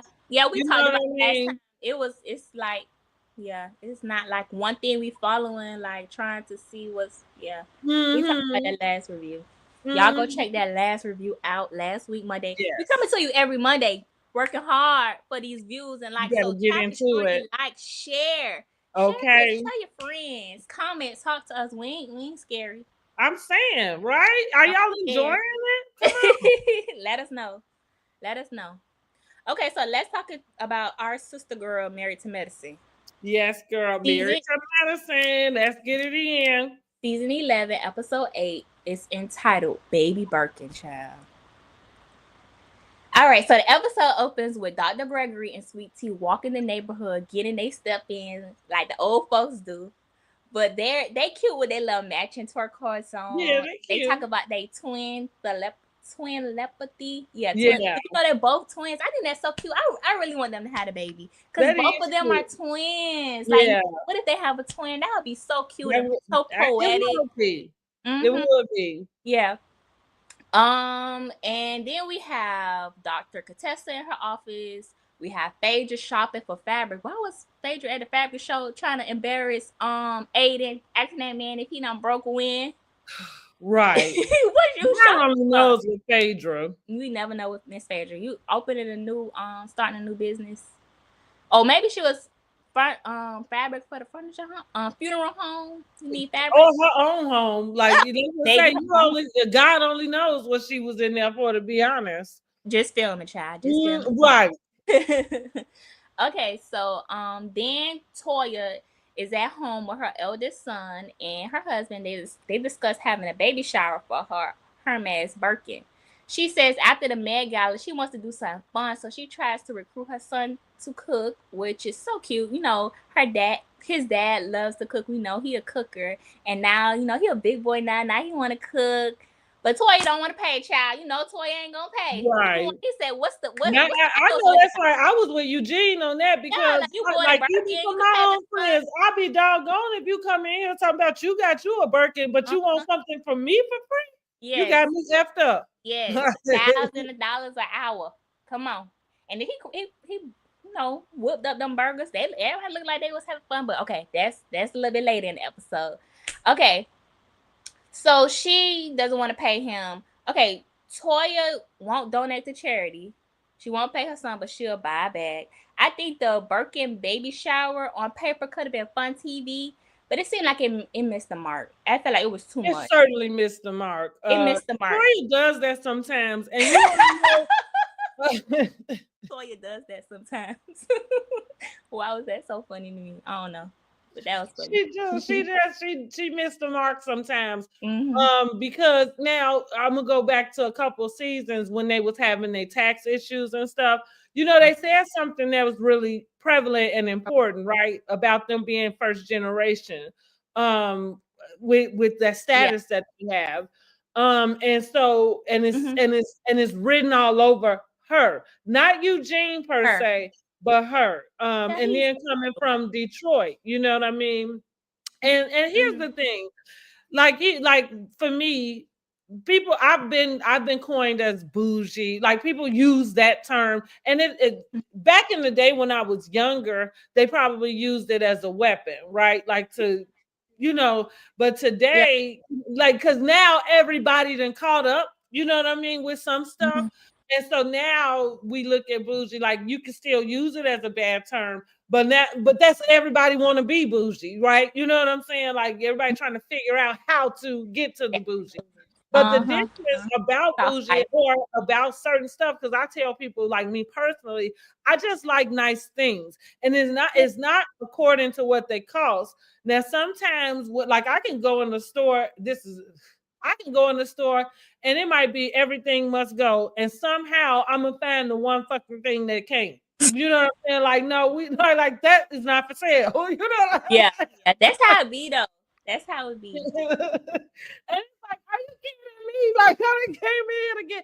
And one thing about me too, I love a deal, honey. I used to, Coach is my favorite, so I ain't got into the Hermes. And actually, just on the level, so again, my taste level does kind of fall in line with where I am. You know what I'm saying? So I don't necessarily have these ideas of wanting to go get a Hermes bag, like especially for what it's taking cost. Now the flip side to it is for people that have that access to go and have something. The target market.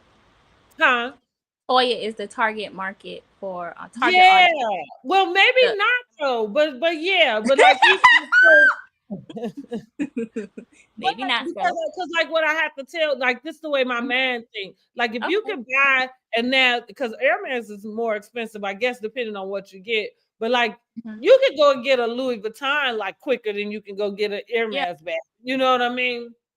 And so, but my man says, do you like for you to spend that much money on your handbag? Do you know what type of income you need to have, like circulating? You know what I'm saying? Like on your handbag, because people pay Hermes money for a car. You know, like if you want to buy it outright, you know what I'm saying? Like, so but maybe that's because of my upbringing too. So back to what I was getting to with her being from Detroit, because I don't want to make it seem like when you from certain places, like you ain't never had nothing. Like that's not it. But also like, it's also what you're used to. Like, so if everybody is working on the same kind of like income level and everybody kind of has the same things, then you sometimes don't, your affinity would be to get to what it is you haven't seen. You know what I'm saying? Like that.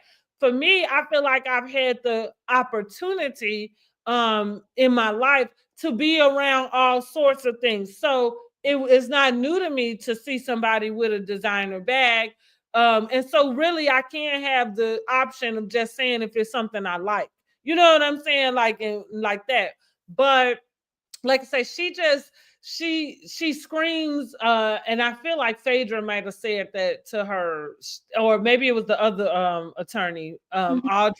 I miss her, but maybe she was she screamed money. You know what I'm saying? And she loud with it.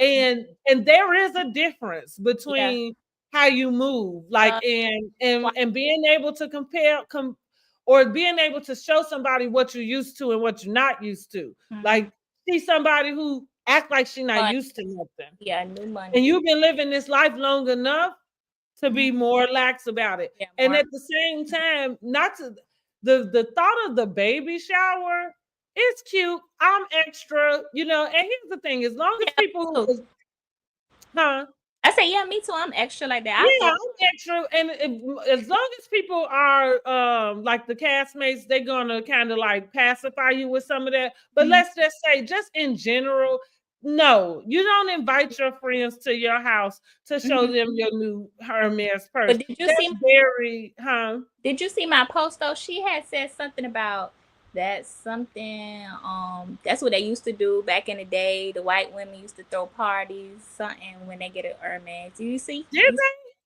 I don't know. Go look on my page. She had made a quote. Well, I'm gonna need to ask Kathy Hilton about that, because I feel like she's not even in a position to say what the people would be doing. How you know? Yeah. But I would like to ask Kathy Hilton, and I put her there because I feel like she done had money for so long. She would be the one that know. But you know what just hit me? Oh, we got a question. Yeah, she say word on the curb. I love that. She say Toya never got over wearing Pro Wings when people were wearing Jordans. Wow, you might be right. Now, can I say something personal? I got to this very day. I think I've got my first pair of Jordans. I might have been in my 20s. And my kid's dad bought them for me because he's a Jordan like head. He loves them. But for me personally, I never wanted Jordans. Now, when I was growing up, people was like robbing you and stuff for them. So that may have been some of the reason why I'm like, no, keep them suckers away from me. But I never was a gym shoe wearer either. Like I actually had not started wearing gym shoes on a regular basis until about 3 years ago because I fractured my leg. And so, you know, like, so all that time I wore shoes and heels, you know what I mean? That's because I'm classy like that, okay? I'm classy, Mace, okay? Yeah, my funky Dineva voice. Yeah.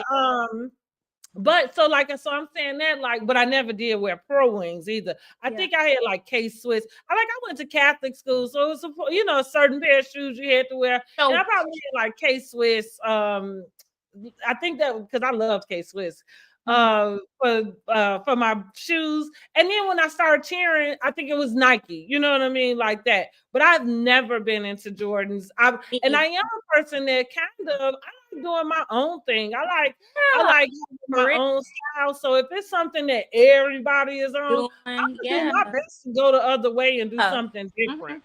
That's how I am with my style and my fashion, and that's also how I am with my thought process. Like if everybody mainstream saying Mia is declassing the show, Mia ain't this, Mia is that, I'm like, maybe it's more to story. Like I'm not really. Mia is declassing the show. If everybody's saying TJ in the Rainbow Coalition, I'm like, come on now, get a man a break. Yeah, I'm with you on that. Some stuff like.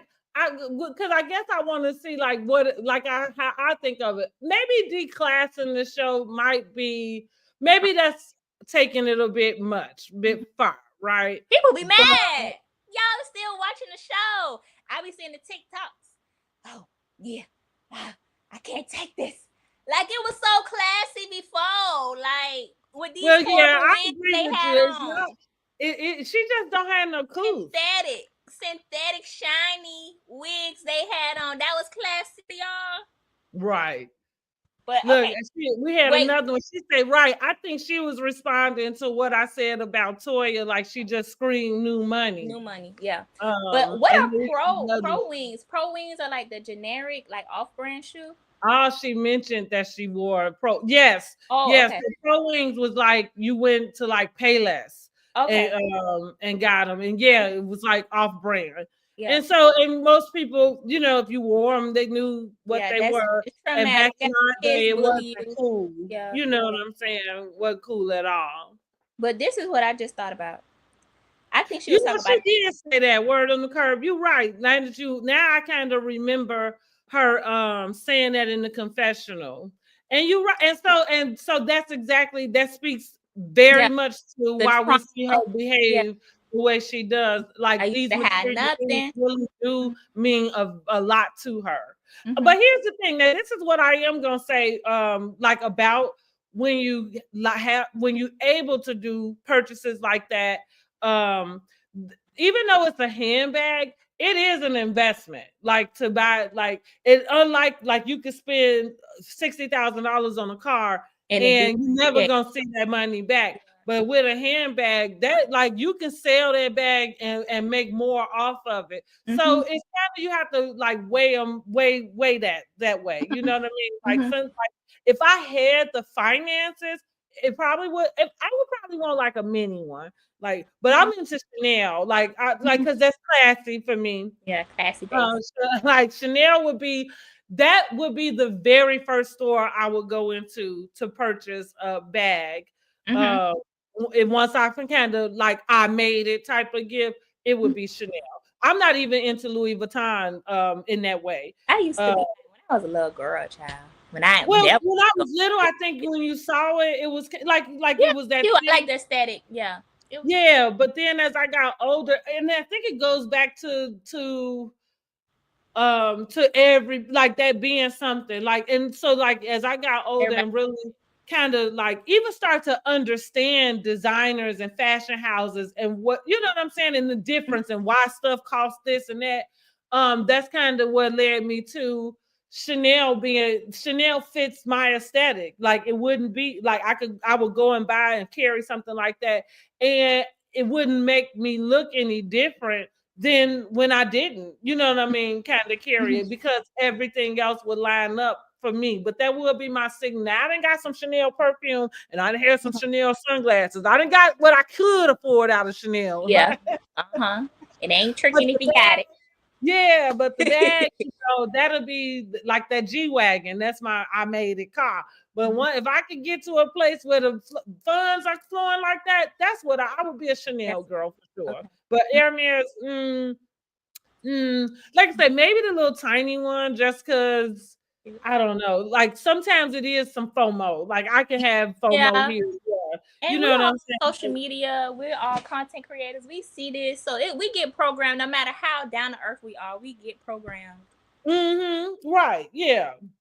And it does. I mean, like it gives you that idea of status. You know what I mean? So like we know why she likes it, but it just because I'm thinking you shouldn't present that to a group of friends who you know can't afford it. But then to present it to a group of friends who you know can, it doesn't land right. What are you doing? You know what I mean? Like you're not showing them anything that if they didn't want, they couldn't go get it. Like what? So like Simone said it best. She understands, you know, like that joy, but it's a private joy. You don't throw like, and if you was gonna throw a party, then you could just tell them, like the whole baby shower thing. It did not land right. And like I said, I'm pretty extra too. Me too. And I would appreciate my friends to participate in my extraness. But that was offbeat. That was offbeat. Yeah. The bag was so ugly and little. Yeah, the bag was $32. And let me just throw this out. Let me throw this too. I think that she got it from somewhere else. She's secondhand, like she ain't get it from. No, I don't even mean secondhand. I do mean she probably flew to another, like she was in another country. I don't remember I think I saw them going somewhere. Maybe it was London. Maybe it was London. They went somewhere. And so not everywhere, because like Paris is probably gonna have like some of the same rates and stuff. But I'm gonna use the example because I've been to Turkey, and I tell everybody if you want to go shopping, go to Turkey.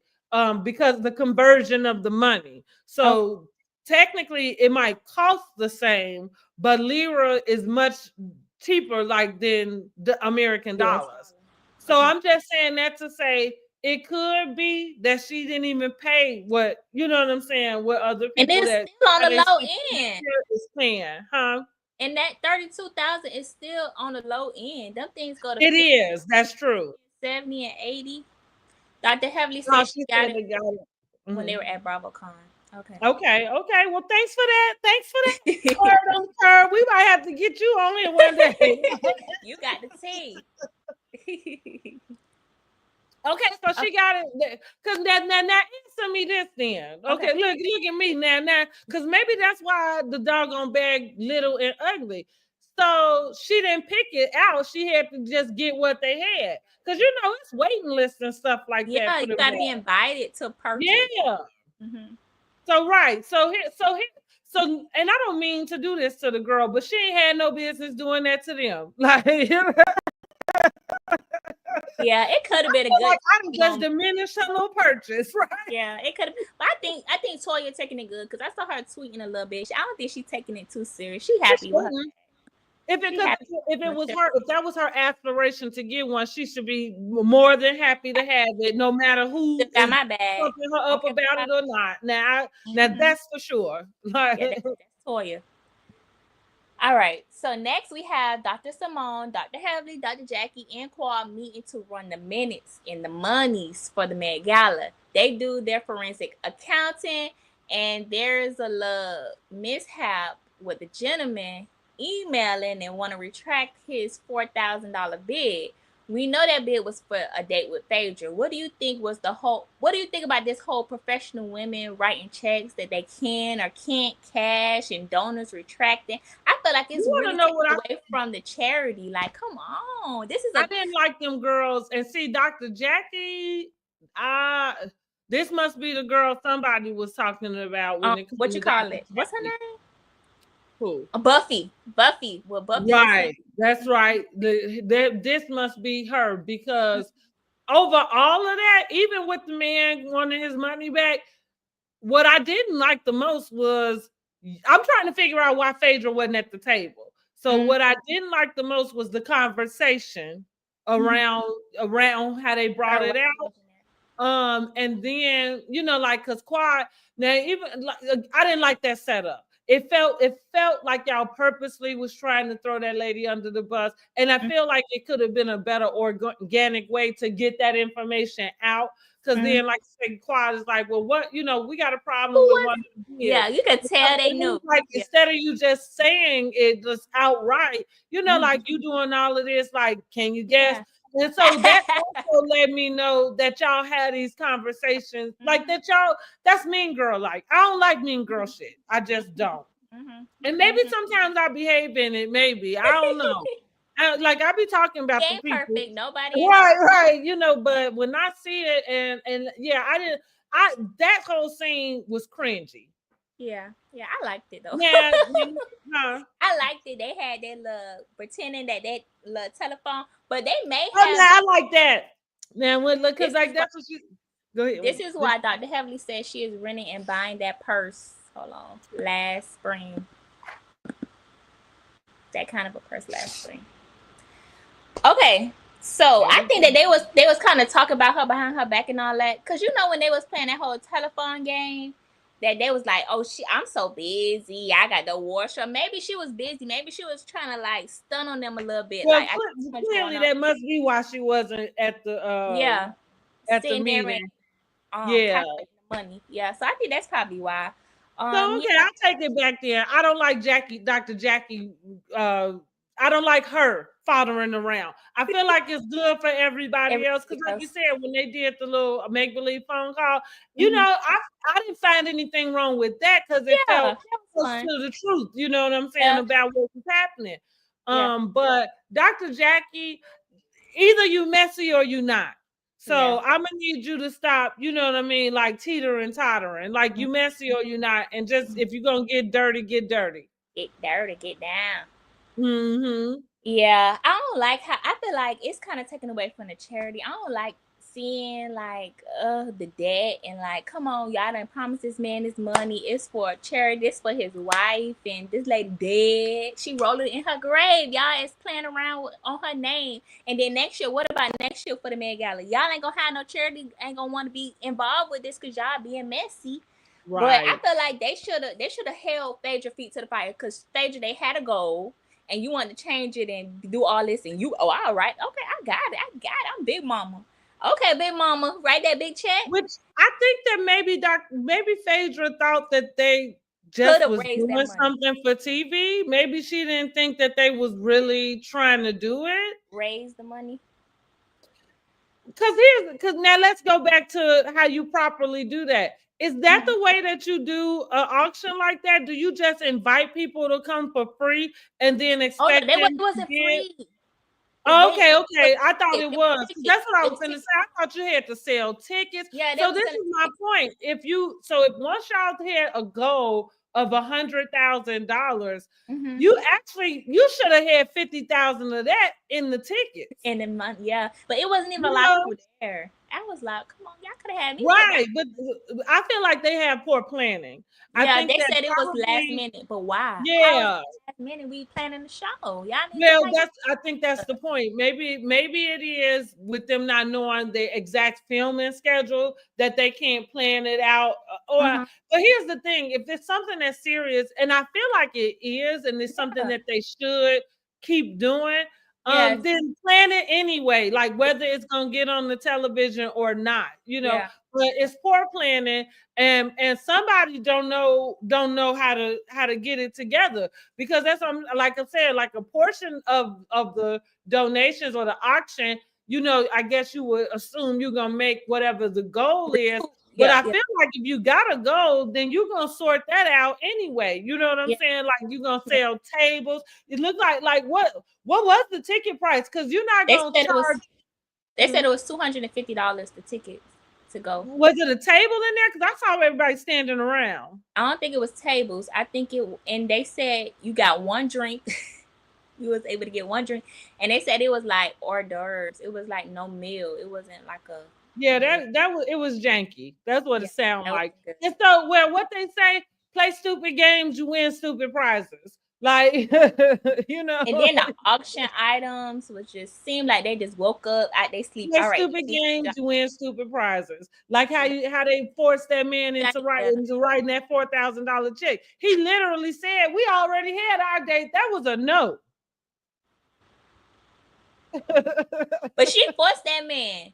That's what I'm saying. And then he went calling everybody back. That's now, old man. You done call that man up there trying to get $4,000 and put him on the spot like that. Yes. And his play stupid games, win stupid prizes. It's a good idea in theory. They need to get it together. Yeah, they should have paid the difference off quietly, secretly, but still kind of like push Phaedra, like, come on, girl. But if she didn't do it, rebuild it at a reunion. Well, they probably have. You know what I mean? I hope they have.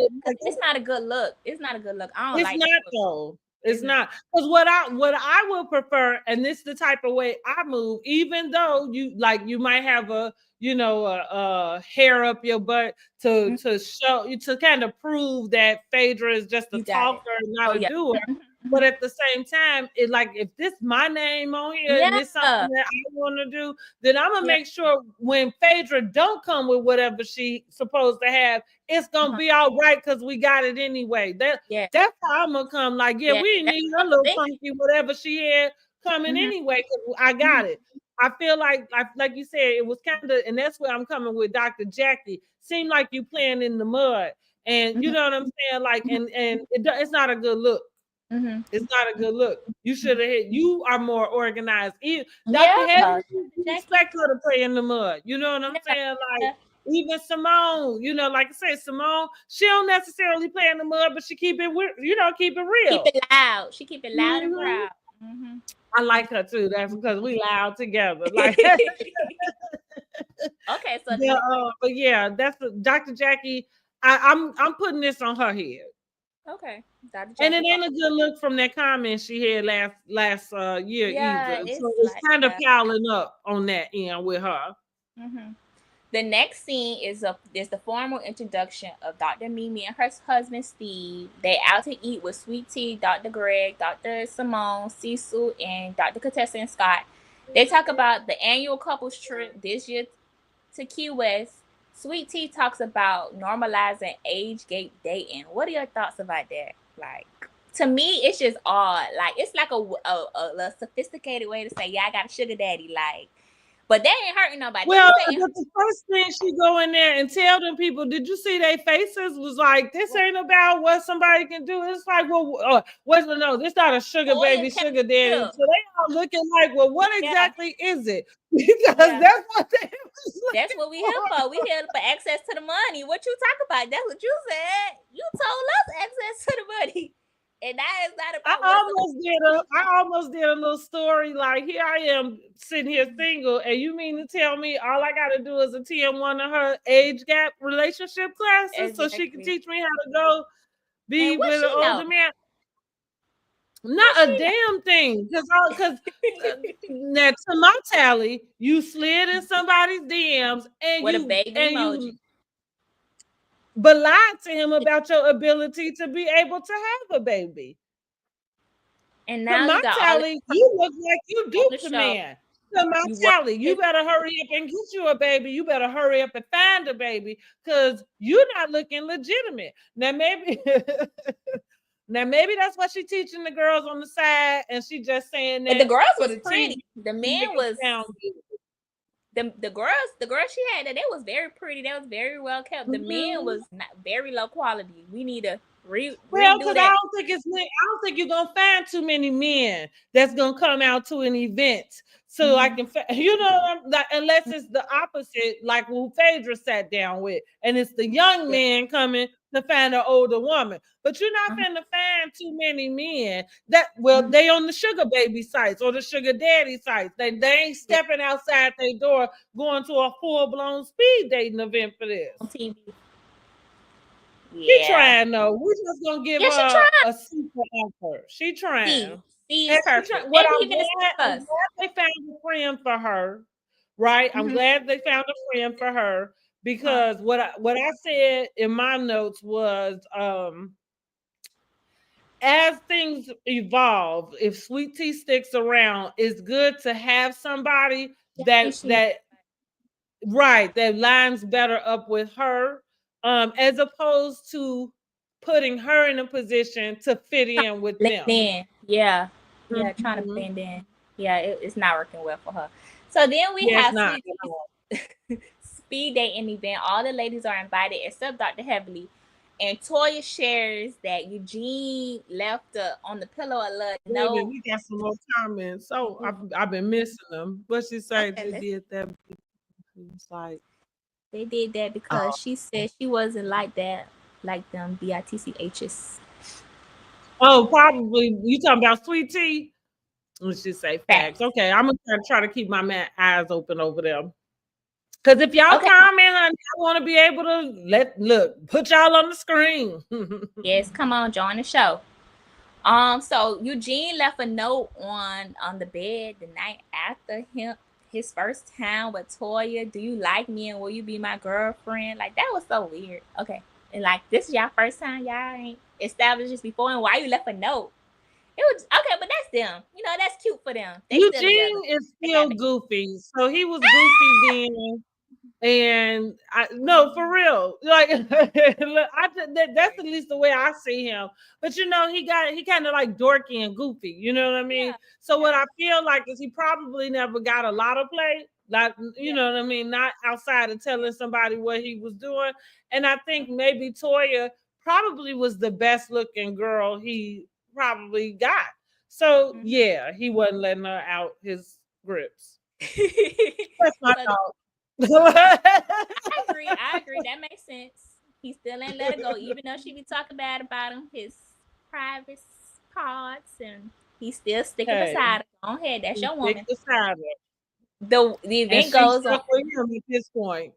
And the event goes on, and as people coming in, Dr. Simone arrives, and we see she's accompanied with Dr. Heavily, who we already said ain't invited. Sweet Tea is mad. Do you think Heavily was wrong for crashing, or we just needed the TV? We needed the scene. We need to save the scene. What you think? That's what I was about to say. It's funny that we'll get into conversations about things we know ain't no or for TV. Yeah, right. You know what I'm saying? Like, yeah, the girl was gonna show up. Number one, this not even a private space. You know, like, so she could go wherever she wants to. You know what I'm saying? But you know, I feel like, yeah. So yeah, she was gonna show up because eventually they got to have a conversation. Yes. Let's see. But is she Sweet Tea Spring? Yeah, she came on in the show as she's talking about Dr. Mimi. Dr. Mimi came in. Okay. Sweet Tea's friends. She's not hanging with her at Dr. Simone's house when Dr. Simone was on live shading everybody for saying her house was too small. Who? Wait, who? Wasn't Mimi there? You ain't see that live when Dr. Simone was there, Quad was there, Toya was there. I don't know. I don't remember who else was there. But I seen that video. I thought she was Greg's friend. She's Greg's friend, so Sweet Tea. Right. She came in with Sweet Tea. Dr. Right, Mimi. that's what I'm saying. I'm glad that they did find her somebody she could mess with, or that ain't got no relationships with the other girls and they can form their own relationship. Because Sweet Tea is not gonna fit in with those with the other ladies we got already. Like she not. That's what she got here. Mimi was not there. Mimi was there, not Sweet Tea. Okay. Now what live? Simone was on live? Okay, I missed her live. Yes, Simone was on live. She had something. Does she go live often? That feel off brand. I don't think. Okay. Follow Simone. I know I follow her, but that's what I'm like. Do she even go live?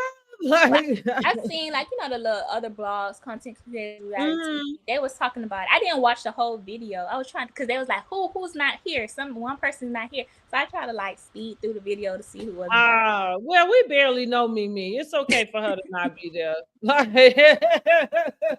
barely know her. Oh, hold on. I think that was it. So I think that was the end of the episode. Oh yeah, because then we get to the actual. We was at they introduced the Birkin. Right. That's what I say. The last scene is we get to the baby shower. We at the baby shower. Everybody's like, "Oh, she pregnant." Everybody thinks she pregnant. She finally revealed it's a bad child. And they talk about the key. I would have did the Annalise. Oh, that's the. I'm out of here. Wait, murder? I never watched that. Yeah, well, she got a gift where she grabbed her bag. We used to always. It got up. I'd have been like, let me get my ish and get up out of here. Everybody was like, I done took off from work for this. I done drove away. I know Dr. Jackie said, thank you, Jesus. I didn't come for that. Yeah, she had her surgery. She had to call in. I ain't coming, y'all. But I did think that was like I say, it was fun. I guess I thought it was off. I thought it was offbeat. Execution could have been better. Execution, the thought, okay, it could have been better. I could see it going better. Yeah, because I ain't knocking her for being happy about getting the bag. You know what I'm saying? But I think and maybe somebody can give her a few lessons in humility. Tact. Okay. And that's funny what they call a tacky toya. Tacky toya. But just have a little better tact. Because we just coming off the heels, and she done said it. We just coming off the heels of the Met Gala. We have issue with payment, and now you throwing, I'm flashy, like I got this bag. What's up? But you ain't even give. You ain't even donate to the cause. You ain't want. Which remember she did the same thing last year. Yeah. She donated that wine nobody don't drink. But anyways, I ain't never drank it. Word on the Curve says this live was in August. Okay, when she did her live. Okay, that was a while ago. I didn't even know it was a new chick coming on to Married to Medicine until she showed up last week. You didn't know that? I knew that. No, I didn't. But I kept forgetting about it because like when she was gonna come, the finale. Right, exactly. Because we halfway through. I was not expecting much from her since we halfway through and she just showing up. But I feel like she got a little spunk. I feel like she can hang. She talking. She ain't, it's not missing the mark. She looked like she a pushover, but she talking. I like what I'm seeing so far. The verdict's still out for me. Okay, for you, the verdict's still out. Okay. So Quad says they could smile again because Toya was talking about, oh, this is the most we ever blah blah blah blah blah. And then Quad was like, we can have fun again. No, that's not true. And then Toya foreshadows that the ladies are going to be on their best behavior, and it's just gonna be the men out there arguing in QS at the couple trip. So Toya, how you knew that? How you knew that the men was gonna be fighting? Because we already know Dr. G and King are going to get in it. Gonna be fighting over Miss Quad, because baby, she got it. She got the men fighting on down. I was about to say, what is it that you think they're gonna be fighting over? Miss Quad, because she got it, She got fight the married men. My light went dead. It's on. We on. I got a charger though. Well, we shall see, honey. And Phaedra gonna bring Apollo and his wife. Yeah, no, but Phaedra not gonna. Okay, my thing on like that. Phaedra not gonna bring him. They gonna pop up. He gonna pop. I don't think Phaedra know. Phaedra gonna bring her love date rent a man. Oh, Phaedra gonna bring her rent a man, and she didn't know Apollo was gonna come, so that's why she was shocked. Oh, yeah, I wonder who gonna ask him and how he gonna get the information. Probably Dr. Heavenly. Yeah, that's we all gonna say Dr. Heavenly. It's either Dr. Heavenly or Toya. Yep. Cause Toya already was like, we already had that scene with Toya, and she was like, she saw your ex-husband. And It's either one of them. Either one of them. Yeah. All right, now. Your light going in and out. This last one. She said, "Good recap, thank you." This was our best recap, though. It really was. We're gonna get better for MLK Day, honey. And I was okay with us going longer because we ain't doing nothing else today but talking about this and MLK. Okay. We ain't doing nothing else today. I ain't even getting on social media. Barely. Okay, yeah, you do. I got my ham bone in the crock pot so I can put some red beans in it. I pulled the bone out. All right, well, thank you guys for joining us. Make sure that you are subscribed to either or both of our channels. Make sure that you hit that notification button so you can be notified when we go live, because sometimes we'll go live separately. We might do some other pop-ups here and there. What you say, Dr. Heavenly, because he go to Dr. Damon. Okay. Apollo. Yeah. Mm-hmm. So yeah, make sure you subscribe. If you're on Facebook, make sure you liking and subscribing over there. Thank y'all for tuning in. I hope y'all have a wonderful Monday. Happy MLK Day. Okay, remember that. And join us some more, I guess, every Monday. Yeah, every Monday. All right. Every Monday. Bye. Okay, let's cut that. Oh, God.